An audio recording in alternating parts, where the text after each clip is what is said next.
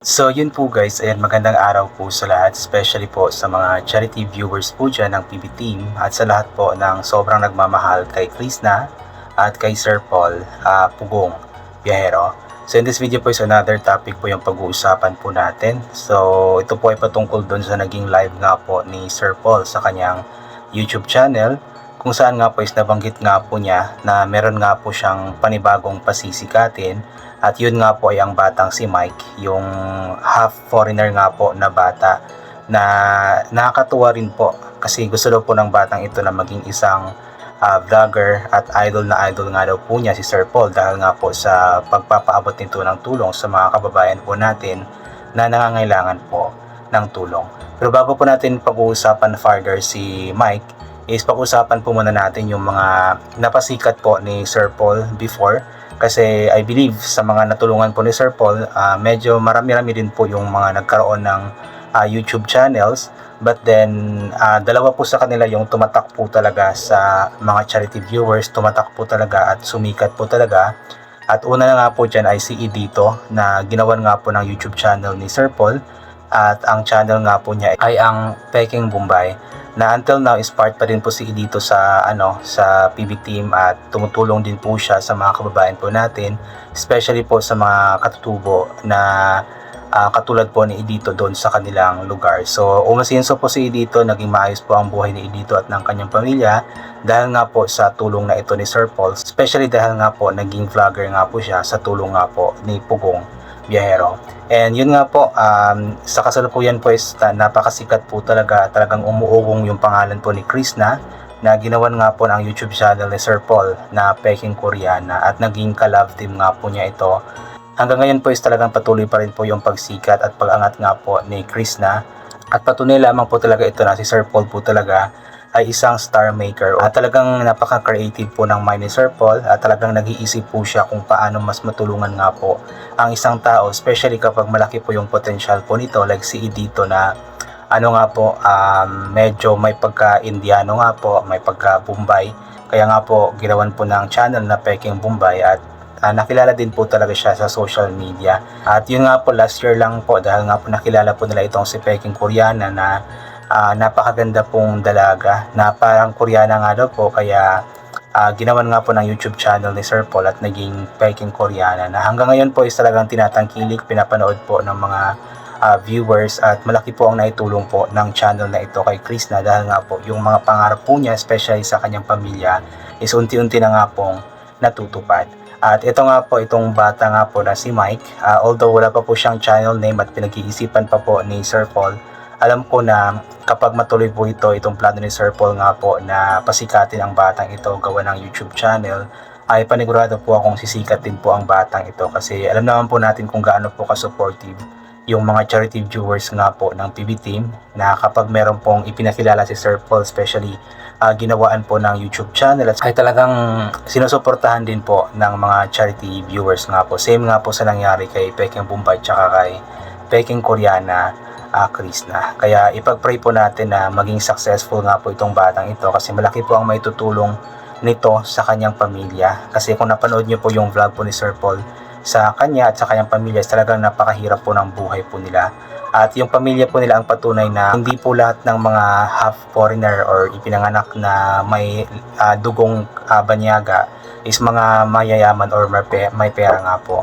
At hindi po lahat ng mga mga pamilya na may isang OFW like nga po yung nanay nga po nila Mike na galing nga pong Saudi is marami nga pong pera kasi hindi po natin alam yung mga possible na mangyayari nga po, especially sa mga kasambahay po sa ibang bansa na hindi po talaga lahat is nagkakaroon ng magandang karanasan, especially sa kanilang mga amo. Katulad nga po na nangyari nga po sa nanay ni Mike na umuwi nga pong walang kadaladalang pera. Kung meron man is napakalit lamang po ng daladalang pera, pero mas pinili po ni ate na umuwi ng buhay kaysa umuwi po siya na wala ng buhay. Kasi inalala po niya ang kanyang mga anak kasi yun po, sobra siya nag-aalala din po at baka mapano po siya doon na hindi po niya nakikita ang kanyang mga anak. Kaya suportahan po natin itong si Mike guys kung magkaroon na po or kung magawa na po ito ng YouTube channel ni Sir Paul. Kasi panigurado po akong sisikat po talaga ang batang ito kasi malaki yung potential ng bata Kung napanood nyo po yung vlog ni Sir Paul, nag-try mag-vlog si Mike. So marunong siya mag-Tagalog, madaldal, hindi siya mahiyain, at higit sa lahat yung pagka-charming po niya, pagka-artistahin po niya. Talagang nangingibabaw. Kaya alam kong katulad ni Peking Bombay, ni Peking Koreana, isisikat din po ang batang ito. At yung pangarap po niya na matulungan ang kanyang pamilya at makatulong din po sa iba, alam kong matutupad po talaga iyon. Although bata pa po siya, pero yung pag-iisip po niya is talagang napaka-mature na po at nag-iisip na po siya ng mga ganoong bagay. And since bata pa po siya, so kailangan pa po niya ng gabay ng kanyang mga magulang or ng mga adults kung sakaling mag-vlog po siya. Kasi minor pa po eh. Kaya abangan na lamang po natin guys yung magiging update po ni Sir Paul tungkol po sa bata po na ito. And ito po, basahin po natin yung ilan po sa mga komento ng mga tao po na natutuwa rin po talaga sa batang ito na si Mike. Evelyn Kahis, napakabait mo talaga sir, andyan ka lagi para tumulong. Abangan ko ang vlog ni Mike, mabait ang batang yan at magaling siyang magsalita at mapagmahal din siya sa magulang. Yun nga po yung pinakamaganda sa batang ito, kasi yung mapagmahal po talaga siya sa kanyang mga magulang, especially sa kanyang mama, na sa kanya nga po is okay lang sa kanya na hindi marangya ang kanilang buhay, okay lang sa kanya na wala silang pera. Ang importante is magkasama nga po sila at buo nga po silang pamilya. Kaya nung nauwi nga po ang mama po nila, ay masaya po sila kahit nawala itong kadaladalang kahit anong pasalubong or pera. Kasi mas importante po sa kanila yung nakasama nga po nila ang kanilang mama at nakauwi ito ng ligtas nga po. Emma Estrada Lopez, ang magkakapatid na may lahing foreigner, talagang yan na naman ang susunod na magiging sikat na tutulungan ng napakabuting si Pugong biyahero. Yes, panigurado po yan, talagang sisikat po ang batang ito. Kaya suportahan po natin ang batang si Mike kung magkaroon na po siya ng kanya YouTube channel at Facebook page. Talagang kung paano po natin sinuportahan si Chris na, si Peking Bombay at ang iba pa, ay suportahan din po natin ang ganoon po or masigit pa itong batang si Mike. Erwin, sana sisikat ang batang ito kasi mabait at mapagmahal sa pamilya. Basta ikaw Sir Paul, marami magmahal na mga manonood sa kanya. Ingat, God bless you all over there. Ayan, so totoo po yun. Yung mga supporters po kasi ni Sir Paul, yung mga charity viewers or tayo pong mga charity viewers, is kung sino po yung pinopromote ni Sir Paul, talagang matik po tayo na sumusuporta po talaga agad sa mga pinopromote po ni Sir Paul. Especially kapag nakikita po natin na kailangan po talaga ng tulong ng isang taong ito, ay talagang matik po tayong tumutulong. At ito kasing pagiging vlogger or naisip ni Sir Paul na gawa ng YouTube channel nga po itong batang si Mike, is isa ito sa paraan ni Sir Paul para mas lalo daw pong matulungan yung bata. Although natutulungan naman po nila, may mga sponsors, pero iba pa rin po yung may kikitain po sila regularly. Basta magsipag lamang sa pag-vlog, paniguradong may kikitain po palagi. So, di ba, hindi na kailangan pang mag-antay ng sponsors or may magbibigay sa kanila, kasi alam naman po natin na mahirap din po ang buhay ngayon. So, hindi palaging merong sponsors na nakaagapay na tumutulong. So, mas maganda po yung meron silang sariling kinikita po para matik po na di na kailangan na umalis pa ng kanyang mama at mag-abroad para magtrabaho po doon. Tapos magiging delikado na naman po ang buhay. So, mas okay po yung nasa bahay lamang ang kanyang mama at siya naman is nag-vlog nga po at nakakatulong na po sa kanyang pamilya.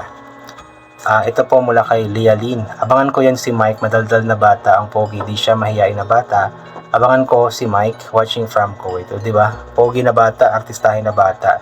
I believe po siya, half Italian po yata yung nabanggit ni Sir Paul. So, yung mga nagsasabi na amboy daw, so hindi pwedeng amboy kasi kapag amboy, American boy po kasi yun. So, hindi naman siya Amerikano, isa siyang Italiano. Pwede siguro Italian boy. Basta si Sir Paul na yung bahala mag-isip po ano po yung magiging channel ni Mike, kasi creative naman yung mind ni Sir Paul, di ba? Naisip nga po yung Peking Bombay, naisip niya po yung Peking Koreana. So, abangan po natin kung ano yung magiging YouTube name or channel name ni Mike. Ito naman po mula kay Mary God. Yan ang isa sa maganda mong ginawa, matulungan ang mag-iina at maging inspiration din ang bata ng ibang kabataan at matulungan niya ang nanay niya para hindi na sila magkahiwa-hiwalay. Opo, yun po yung purpose po doon, para hindi na kailangan pang umalis ni nanay at magtrabaho sa ibang bansa. Kapag kumikita na si Mike sa kanyang pag-vlog, so hindi na kailangan pang magkahiwa-hiwalay ng kanilang pamilya kasi kumikita na po sila. So yun, I think hanggang dito na lamang po muna itong gagawin ko na reaction video. So thank you so much po sa lahat ng mga palagi bumabalik sa aking YouTube channel. God bless po sa ating lahat at bye for now po.